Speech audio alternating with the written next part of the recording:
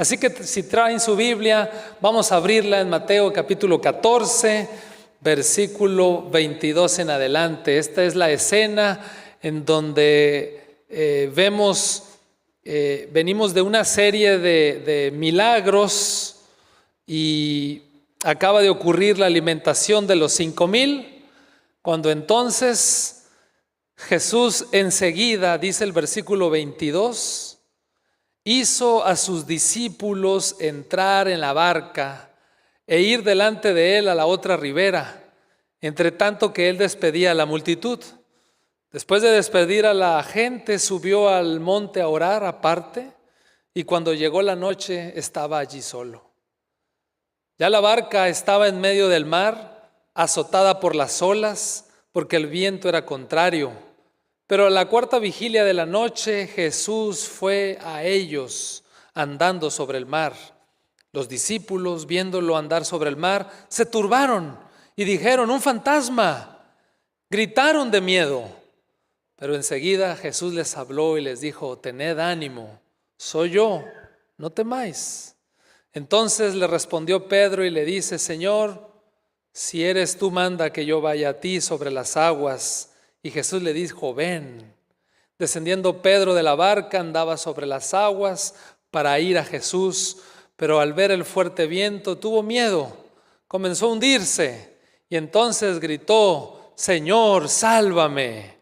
Al momento, Jesús, extendiendo la mano, lo sostuvo y le dijo: hombre de poca fe, ¿por qué dudaste? En cuanto ellos subieron a la barca, se calmó el viento. Entonces los que estaban en la barca se acercaron, lo adoraron y dijeron: verdaderamente eres Hijo de Dios. Este pasaje lo hemos estudiado en varias oportunidades, seguramente para muchos es bastante conocido, pero voy a llamar su atención a algunos elementos que están allí, que siempre cuando los estudiamos surgen como nuevas formas de comprender la palabra de Dios. Es interesante que al inicio, tan pronto las primeras palabras dice: enseguida Jesús. Y cuando uno estudia esa palabra griega se da cuenta que esta expresión es una expresión de inmediatez. Algunos la traducen como de obligación, como Jesús actuando con premura y urgencia, de inmediato. Es en este momento. Algunos comentaristas dicen que tal vez pudo haber sido la primera expresión de autoridad de Jesús, como un mensaje de urgencia. Es ahora, es en este momento. Enseguida Jesús hace subir a los discípulos a la barca. Y uno se pregunta: ¿por qué? Bueno, el libro de Juan, que también narra el pasaje, pero vamos a San Juan capítulo 6, versículo 15, nos dice así de una forma muy clara. San Juan capítulo 6, y ahorita regresamos al pasaje que estamos considerando. El versículo 15 dice: pero entendiendo Jesús que iban a venir para apoderarse de él y hacerlo rey, volvió a retirarse al monte él solo. Es decir, que había una gran revolución, había un gran entusiasmo, habían presenciado el milagro de Jesús, de la alimentación de los 5,000, y entonces dice: es el indicado, es nuestro rey, hay que levantarlo en el trono, hay que presentarlo como el Mesías. Y Jesús, conociendo los pensamientos de ellos, sabiendo lo que se estaba en la mesa, lo que se estaban proponiendo hacer, Jesús inmediatamente da la orden: vayan a la barca. Dice el comentario, uno de los comentarios bíblicos, que esta acción, si se hubiera cristalizado, habría hecho concluir de forma prematura el ministerio terrenal de Cristo. Si se hubiera llevado a cabo, se hubiera terminado el ministerio terrenal de Cristo. Vean qué hay de fondo en todo esto. Y es interesante porque muchas veces no logramos comprender, ¿verdad? En los escenarios de nuestra vida, todo lo que hay detrás de ciertas circunstancias. Y debiéramos pedir siempre la dirección de Dios para estar conscientes, apercibidos, poniéndonos esos lentes divinos para saber si estamos ejecutando la voluntad de Dios. Porque Jesús no estaba allí para establecer un reino político. Él estaba allí para establecer un reino espiritual. Pero entonces Jesús da la orden. El deseo de todas las gentes menciona que no tan rápido los discípulos hicieron o acataron esta indicación, pero finalmente lo hicieron. Y como se tardaron también en ese proceso, pues comenzó una tormenta. Pero antes de que se presente ese momento de la tormenta, el versículo 23 dice que después de que la multitud se despidió, que se regresaron a sus hogares, que se dispersó aquella multitud, entonces el maestro subió al monte para orar aparte. Puse aquí una anotación que dice: la comunión con Dios es ese gran manantial de la riqueza espiritual. Pero quien no sabe estar solo, demuestra estar vacío. Y, ¿saben? Me quedo pensando las veces que hemos estado en soledad, en comunión con Dios. Las veces que hemos intentado estar aparte en el monte. Las veces que hemos intentado subir al aposento alto de la oración, las veces que se requiere estar en comunión con Dios, aun cuando hay tantas tareas por hacer. Necesitamos comprender que a veces es necesario salir de esa rutina, aislarse de alguna forma para estar en contacto con Dios de una forma íntima, permanente, continua. No es el aislarse para que todos, no, es en el transcurso diario, cada vez que comenzamos un trabajo o después que hemos acabado nuestra labor, es tiempo de estar en comunión con Dios. Haz de esto tu primer trabajo. Jesús pasó horas en ese monte orando, pero ¿saben qué me llama la atención? Que dice el deseo de todas las gentes, que mientras él estaba orando y pasaron horas en la oración, no perdía de vista a los discípulos en el lago. Miren qué interesante. Y es que es probable por los estudios que han hecho que demoraron entre 6 y 8 horas en cruzar. Los otros evangelios dicen que fueron algunos estadios, ¿no? La medida que se utilizaba, entre 4 y 5 kilómetros. Pero como el viento era contrario, pero como tenían que estar remando contra viento, demoraron más horas. Y mientras Jesús oraba, no perdía de vista a sus discípulos en el lago. Y eso, ¿saben? A mí me da esa descripción de un Jesús, un maestro, un amigo, de un consolador, de alguien que está atento, que está orando, que está intercediendo, que está en comunión con el Padre, pero que también no descuida a la niña de sus ojos, que está preocupado por nosotros, que está atento a nuestras necesidades. Jesús de alguna forma estaba en oración y estaba con los discípulos siguiéndolos. Pero es en esa circunstancia, porque Jesús está orando, que llega la noche y la barca empieza a ser azotada por las olas. El viento era contrario, y yo diría, y los corazones de los discípulos también eran contrarios, porque había disputas entre ellos, porque no se ponían de acuerdo, porque no estaban obrando de acuerdo a los designios de Dios. Tenían buenas intenciones, pero Dios quería darles también algunas lecciones de vida en esta circunstancia.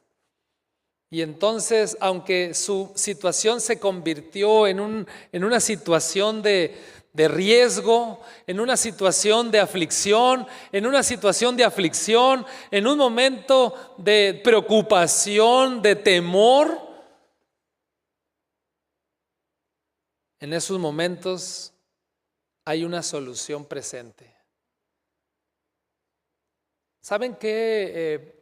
También rescato de este texto, que aunque los vientos eran contrarios, aunque la barca estaba en medio del mar azotada por las olas, no regresaron, no volvieron atrás.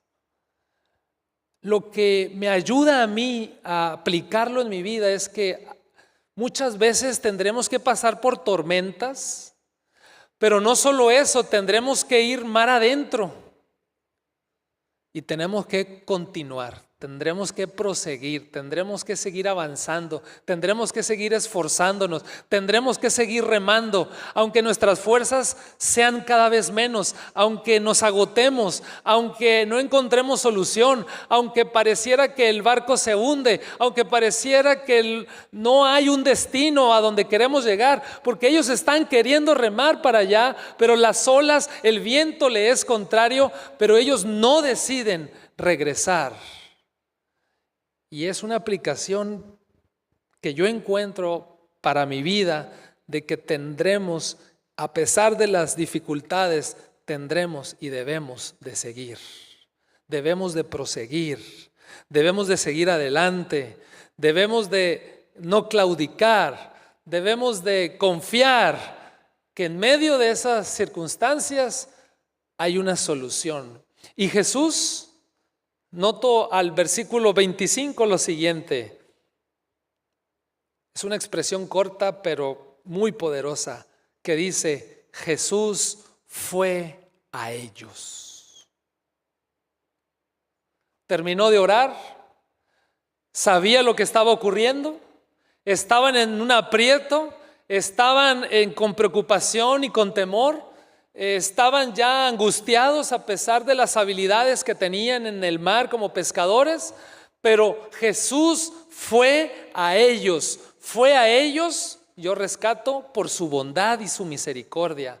Pero número 2, fue a ellos andando sobre el mar por su autoridad y por su poder. No solamente vemos el elemento de gracia y de misericordia, fue a ellos. La iniciativa de ir hacia ellos, sino también que va con autoridad y con poder en medio del mar, andando sobre las aguas. Quiere decir esto, que a pesar de nuestros problemas, nuestras angustias, nuestras adversidades, lo que ves como una gran tormenta, una gran ola que puede ser el pago, la colegiatura, la enfermedad, todos los proyectos que hay que resolver y entregar. Bueno, ante esas circunstancias Dios acude a ti con misericordia, con bondad, con gracia, con autoridad y con poder. Y eso es maravilloso del Dios al quien creemos.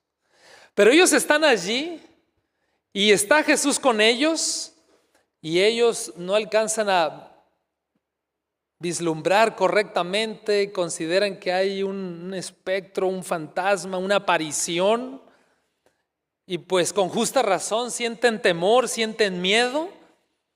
Y es en el momento donde Jesús, vean lo que dice el versículo 27, pero enseguida Jesús les habla, ¿y qué les dice, hermanos? Tened ánimo. Yo soy, no temáis. Saben que me hice una pregunta con este versículo.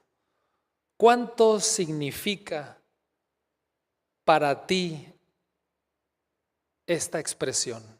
Yo soy. ¿Saben qué, familia? Significa todo para nosotros.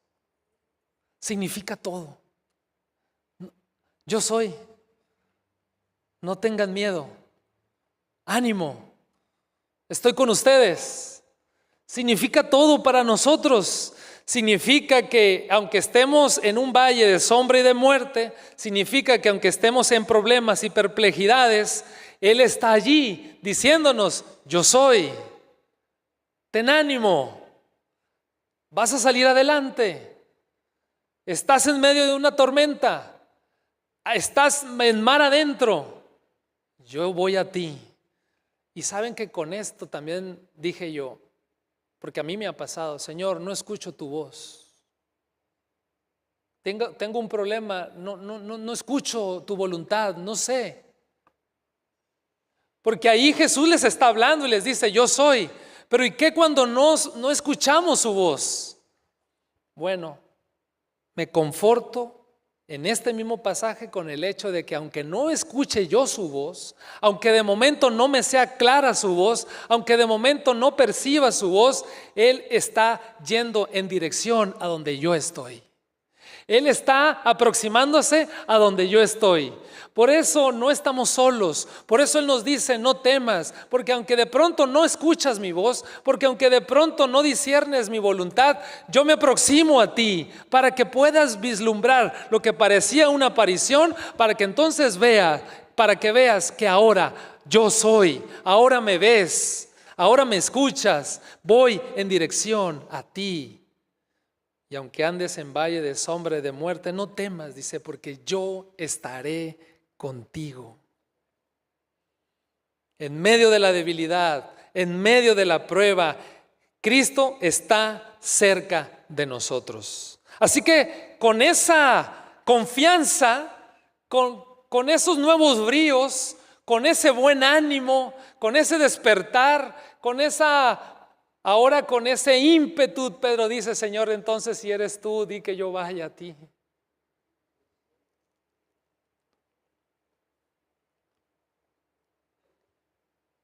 Hay un proverbio que dice, este es un proverbio árabe que dice: lo fácil ya está hecho, lo difícil lo haremos, lo imposible lo venceremos. Y entonces Pedro, como un acto de fe: Señor, tú eres, entonces que vaya yo a ti. Y su fe lo sostuvo en las aguas del mar de Galilea, mis hermanos. Pero cuando dejó de ver a Jesús, ¿qué pasó? Se hundió. Pero aquí va una lección para nosotros hoy en esta noche. Los creyentes, por débiles que podamos ser, solo comenzamos a hundirnos, pero nunca nos hundiremos del todo, porque estará lista la mano de Jesús para sacarte. Podrá ser que sintamos el agua, podrá ser que clamemos: Señor, sálvame, porque eso dice la Escritura que ocurrió. Y Jesús, su mano siempre está lista, su mano de gracia, su mano de salvación. Esa mano siempre está extendida para ti. Cuando clames en la adversidad, en los momentos de gran aflicción, recuerda que allí estará justamente la mano del Señor. No necesitas tener temor mientras mantengas tus ojos en Cristo Jesús, porque Él es el autor y consumador de nuestra fe. Así que cuando nuestra fe se debilita, porque lo vemos en Pedro, que se hundió y exclamó: Señor, sálvame. Y Jesús le dice: ¿por qué dudaste? Sí, porque muchas veces tan pronto comenzamos a caminar sobre las aguas, tan pronto comenzamos a dudar. Y es ahí donde Jesús quiere fortalecer nuestra fe. Y cuando nuestra fe se debilite, debe ser entonces más ferviente y más apremiante nuestra oración: Señor, sálvame. Y si hacemos esto, familia, en cada circunstancia de nuestra vida, podremos estar confiados que tendremos a nuestro lado aquel que no nos descuida en ningún momento y que está siempre con su mano extendida, aún sea una noche sobre el lago, aún sea en un momento de oscuridad, de tormenta, de aflicción, tenemos a alguien que por misericordia se aproxima a nosotros y que con su poder nos dice que anda sobre el mar y nos da la capacidad para andar como Él anduvo. Pedro, ven, camina. Y mientras esa experiencia fue de gran bendición para él, después de esa súplica ferviente, seguramente esa prueba lo fue preparando para el ministerio, el desarrollo que tendría que tener hacia adelante. Ojalá que nosotros también esta noche, al repasar, al reflexionar sobre esta experiencia profunda y significativa, también para nosotros pueda ser de gran bendición, que podamos acudir a Cristo en todo momento, que podamos confiar en su palabra, que podamos exclamarle a Él: Señor, ayúdame en mi debilidad, ayúdame en mi incredulidad. Tan pronto estoy comenzando a andar, ayúdame a no dudar. Y que Él esta noche para nosotros sea una garantía de salvación y de vida eterna.